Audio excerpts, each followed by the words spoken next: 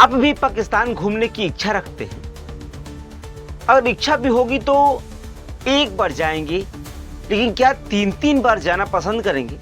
चलिए मान लेते हैं कि आप घूमने जा रहे हैं, लेकिन पाकिस्तान में अधिकारियों से मुलाकात होना, दोस्ती होना थोड़ा अजीब नहीं लग रहा है? ज्योति मल्होत्रा एक यूट्यूबर पाकिस्तान एम्बेसी की पार्टी में शामिल कैसे हो गई?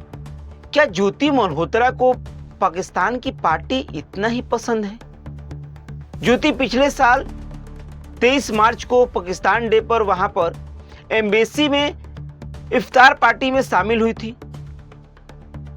उसने उनका एक वीडियो भी बनाकर अपने चैनल पे डाला था। फिलहाल ज्योति को सुरक्षा एजेंसी ने गिरफ्तार कर लिया है, पकड़ लिया है और पूछताछ जारी है।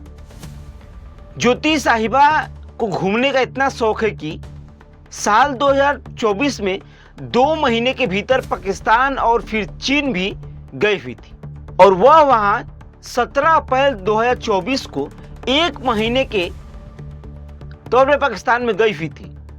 15 मई तक वहां रुकी, तब भारत वापसी की। 10 जून को चीन चली गई, 9 जुलाई तक चीन में रही, फिर वहीं से वहीं वह 10 जुलाई को नेपाल के काठमांडू में पहुंच गई।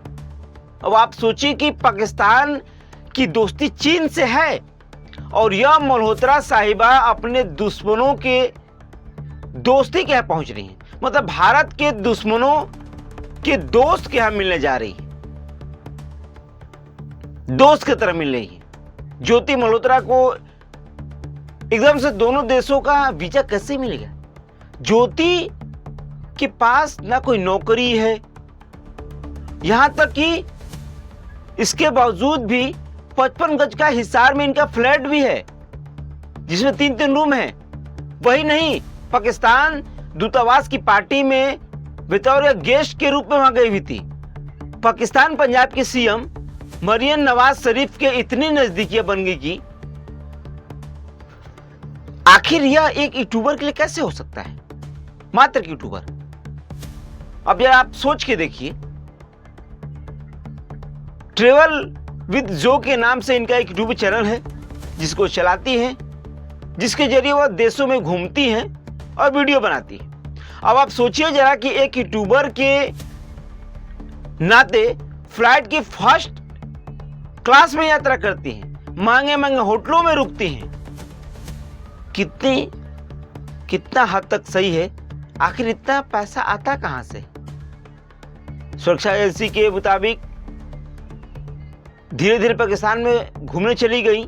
सोचिए ये घूमने के नाम पे, टूर के नाम पे वह पाकिस्तान में गई, वहां अधिकारियों से मिलना क्या इत्तेफाक था? नजदीकियां बनती चली गई। आखिर क्यों आपको नजदीकियां बनाए? मतलब भारत के धीरे धीरे जासूसी करना भी चालू कर दी। यहां का डाटा वहां शेयर करना है।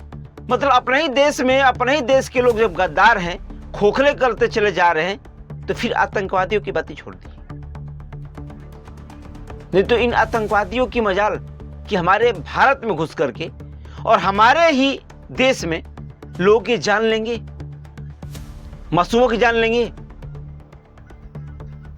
भारत में रह रहे इन आतंकवादियों का आखिर सर्वनाश कब होगा? जब तक ऐसे लोग रहेंगे तब तक हमारा भारत सुरक्षित नहीं रहेगा। हालांकि ज्योति मल्होत्रा से लगातार सुरक्षा एजेंसी पूछताछ कर रही है और उन्हें हिरासत में भी लिया है। बहुत सारे क्लू भी सामने निकल के आए हैं, वीडियोस आए हैं, बातचीत करते हुए आया है। सोचिए कि इनके पास इतना पैसा है कि वह फ्लाइट के फर्स्ट क्लास में घूमती है, महंगे महंगे होटलों में रुकती है, और मात्र एक यह यूट्यूबर है। क्योंकि इनकी फैमिली इतनी मजबूत नहीं है कि इनको इतना घूमने का पैसा दे। कमाई का जरिया भी कुछ नहीं है जिससे, क्योंकि इनके पिता एक कारपेंटर हैं, जिससे इतनी कमाई हो नहीं पाती है कि वो अपनी बेटी को टूर के लिए दूर दूर भेज सके। तो आखिर इतना पैसा आता कहां से है जिससे वो फर्स्ट क्लास के फ्लाइट में घूमती हैं और महंगे महंगे बड़े बड़े होटलों में रुकते भी हैं? यह एक बहुत ही बड़ा प्रश्न खड़ा कर रहा है। इनका 55 गज का फ्लैट होना हिसार में, यह भी कहीं ना कहीं एक बहुत ही बड़ा सवाल खड़ा करता है कि एक यूट्यूबर जो इतने देशों में घूमता है, महंगे महंगे होटलों में रुकता है और उसके पास फ्लैट भी है, तो कहीं ना कहीं सुरक्षा एजेंसियों की नजर इन पे बनी हुई थी शुरू से ही, और क्लू मिलता गया और इनको जो कि हिरासत में ले लिया गया और लगातार पूछताछ की जा रही है और फिलहाल इनको हिरासत में लिया गया है। वैसे ज्योति मल्होत्रा के बारे में आप क्या सोचते हैं? क्या ऐसे लोगों के भारत में रहना उचित है? और फिर रहना भी है तो इन पे कठोर कार्रवाई हो? क्या ऐसे ही लोग हमारे देश का डाटा लीक करते हैं? कमेंट बॉक्स में जरूर बताइएगा। मैं हूं संतोष और आप भारत न्यूज़ टीवी 24 देख रहे हैं। चैनल पर नए हो तो चैनल को सब्सक्राइब कीजिएगा, बेल आइकन को दबाना नहीं भूलिएगा। विदा लेते हैं, धन्यवाद।